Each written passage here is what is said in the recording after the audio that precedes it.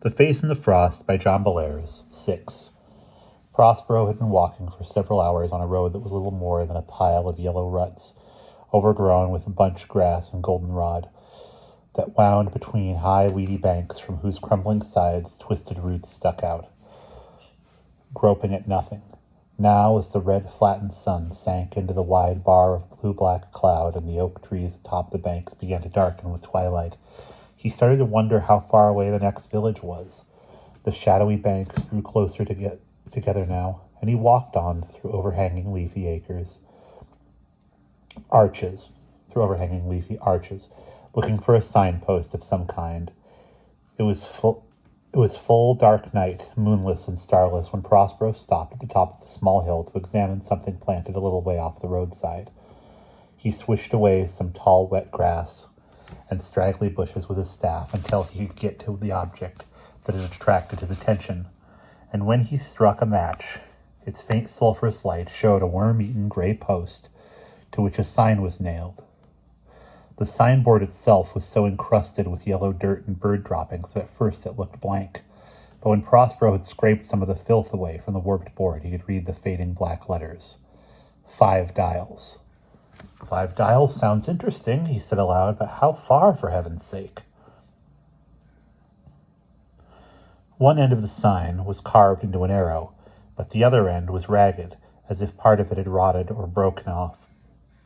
The missing piece might have told the mileage, but if there was such a piece crumbling in the mud and nettles at the side of the road, Prospero could not find it. After several minutes of match striking and weed stamping in the mosquito-infested darkness, he straightened up, gave a loud "Pah!" and walked on down the road. But he had not gone a mile when he was very pleasantly surprised by the sight of the village, lights, tiny yellow blots, glowing in the valley ahead. From the hilltop where he stood, Prospero could see a cozy little cluster of thatched roofs, slate roofs, gables, and copper chimney pots. Over the huddled houses rose a pentagonal clock tower that gave the town its name. The shining dials said 7:10, but the clock, picturesquely out of order, clanged hoarsely 7 times as Prospero stood on the hilltop and listened. He laughed to himself and started down the gently sloping hill into the valley, whistling an old Scotch piping tune.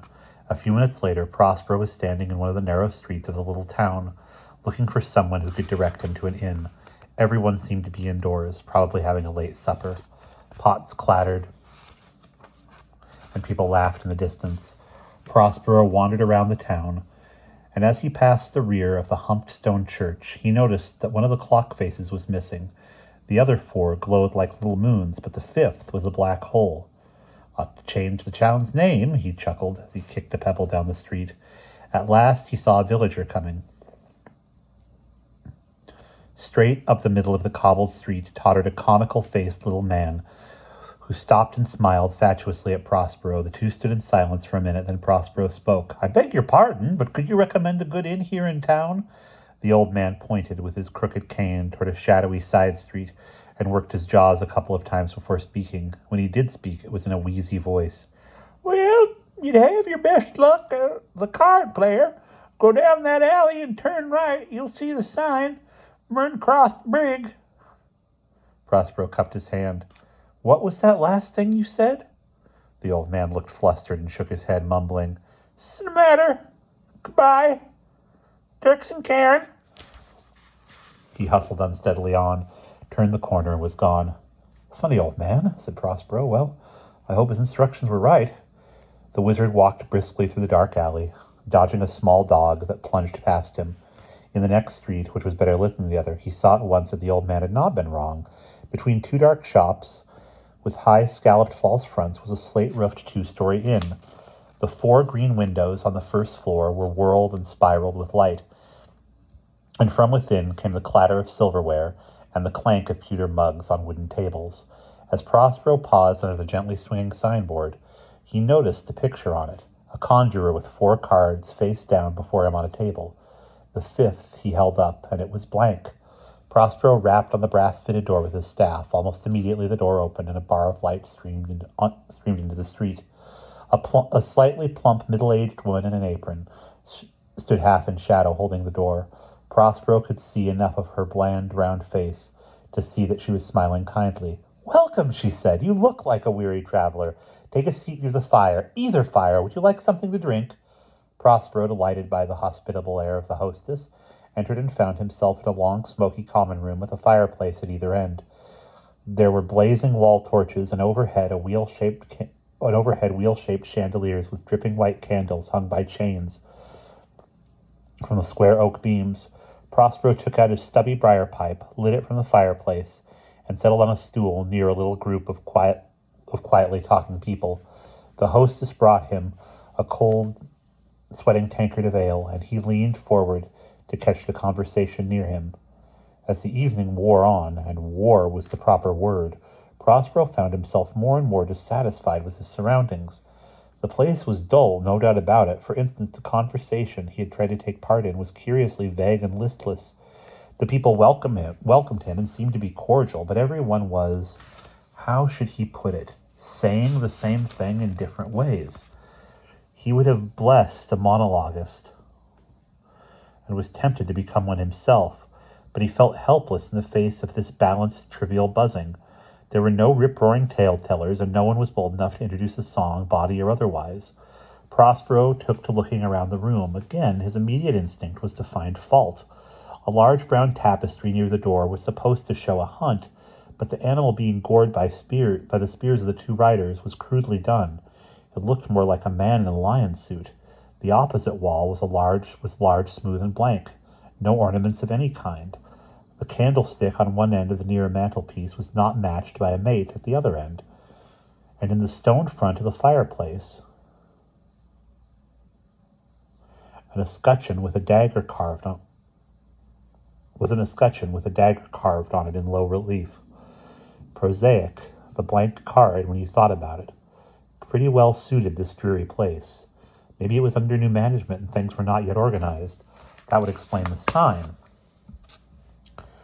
The card had held some device of the previous owners that was now painted over, and apparently the new proprietor hadn't decided what to call the place. Well, at least the food was not bad, roast beef and cheddar cheese and more ale, but it is blasted boring in here.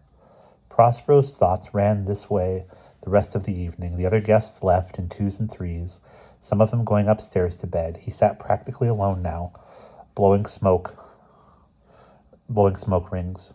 A little magic, perhaps, some indoor lighting or stone smoke rings dropped in people's soup. That might have salvaged the evening. On the other hand, the dour people of this tavern might have responded with pained looks and silence. Oh, another magician, how tedious. There was one in here last week, etc. Prospero laughed aloud at this train of thought, startling a man at the other end of the room, who turned, glared at him, and walked out without a word. Soon, Prospero was alone in the long room, alone except for the hostess, who was pausing among tables collecting plates and mugs. He called out to her through the stale, drifting smoke. "Madam, are there any rooms left for the night?" She turned and smiled vaguely. "Of course, I'll take your bag upstairs and open the bed. Stay up as long as you like. Thank you, but I think I'll go to my room now. It must be nearly 12. I am very tired." "Very well." Prospero pushed through the empty chairs and found his carpet bag, which he had left near the door. He waited until the hostess had put out all the downstairs lights, and then he followed her as she led the way, candle in hand, up the dully gleaming oak steps. There was a mirror in a blank oval frame halfway up the stairs, and he passed it, hardly looking at it. Something about it struck him as strange. He was about to turn on the stairs, but he shrugged and went on up. The hostess gave him a candle as they reached his room. "Here you are, sir. Sleep well." And with that she turned and walked down the long hall, a glimmering white figure that was soon lost in the musty shadows. Prospero stood watching her go, and then he opened his door. The room looked pleasant enough, if sparsely furnished. A small double feather bed with high sideboards, a table and chair, the latter rush-bottomed, with a long, low chest with a little carved strong-box on the top. Prospero put on his nightshirt and stood at the window smoking a last pipe.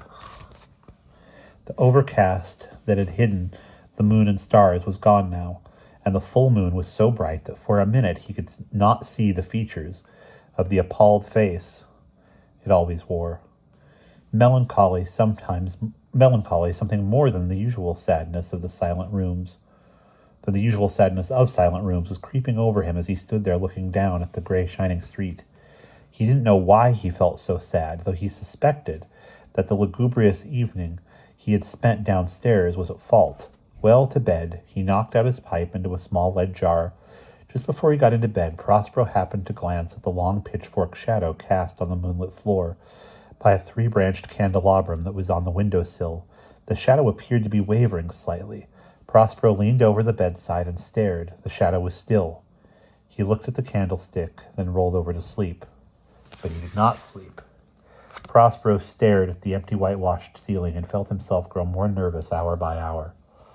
The 5 or 4 dialed clock struck 1 and 2 and 3 and then 4, and the 4th stroke fell with an almost thudding noise. Wretched clock, wretched people in this dull, dead town. Prospero got up and paced about the room. Something was stirring in his mind, and he could not put it together. Idly, he picked up the small walnut strongbox and tried to open it. It didn't even rattle. The heart-shaped brass lock plate on the front was smooth to his touch. It had no keyhole. He turned the box over, looking for hidden locks and spring releases. But there was nothing. Prospero set the box down with a loud crack that startled him in the silent room. Strange thoughts began to come to him now. Locked boxes and empty rooms. 4 dials and a black hole. 4 cards and a blank. And a dead sound on the stroke of 4. Why did that mirror bother him? Quietly, Prospero got dressed, took his staff from the corner, and opened the door of his room. The hall was dark and silent.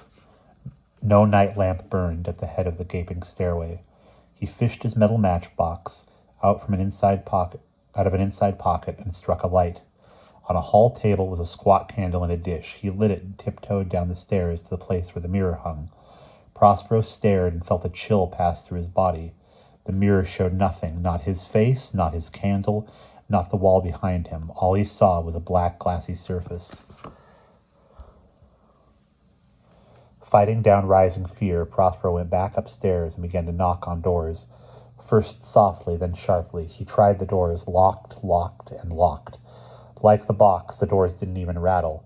On an impulse, he opened his pocket knife and tried to slide the blade into the space between a door and its jamb. The point struck solid wood, for what looked like a crack was merely a black line. One door opened, revealing a completely empty room without even a bed on its smooth floor. The window was open and a cold autumn wind blew in. Prospero shut the door quietly. At the other end of the long, straight corridor was a room he had intentionally passed by. The gold letters on the door said, "Innkeeper, please knock." "Very well," he said through his teeth. "I'll knock." He struck the floor with his staff, and a loud report crashed through the hall. There was no echo, and the silence returned. Prospero walked slowly to the other end of the corridor until he stood before the lettered door. Placing his hand on the curved handle, he pressed down and the latch clicked. The door opened about a foot and struck something soft. Prospero raised his candle and saw that the door was blocked by the form of his hostess, who was standing in the dark room, her back to him and her arms at her sides. He squeezed through the door and held the light close to the inert form. Her head was bowed slightly, and her eyes were open. His gaze wandered to her right arm. Her clenched hand was pressed to her thigh, and she clutched something hidden in the folds of her floor-length checkered skirt. Slowly, cautiously, Prospero backed away, and when he had reached the middle of the room, he glanced quickly around. The weak candlelight did not reach the dark corners, but the room looked as empty as the one he had just been in.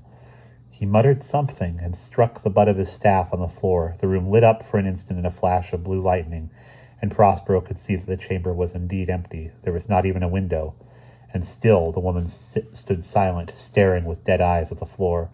Prospero bent to set the candle down, and then, straightening up suddenly, he walked to where the slumping figure stood. Grasping her shoulders, he shook her violently. There was a clatter on the floor at his feet, and when he looked down, he saw a long, slightly curved butcher knife. He looked up at the woman and stepped back with a gasp. His hand went to his face, and his staff fell to the floor. The woman's eyes were gone. In her slowly rising head were 2 black holes. Prospero saw in his mind a doll that had terrified him when he was a child. The eyes had rattled in the china skull. Now the woman's voice, mechanical and heavy. "Why don't you sleep?" Go to sleep. Her mouth opened wide, impossibly wide, and the whole face stretched and yawned in the faint light. With a cry, Prospero shoved the melting thing aside and got to the door, opened it, and ran down the hall. The walls were caving, bulging, stretching wildly. One door fell before him and tried to wrap itself around his legs.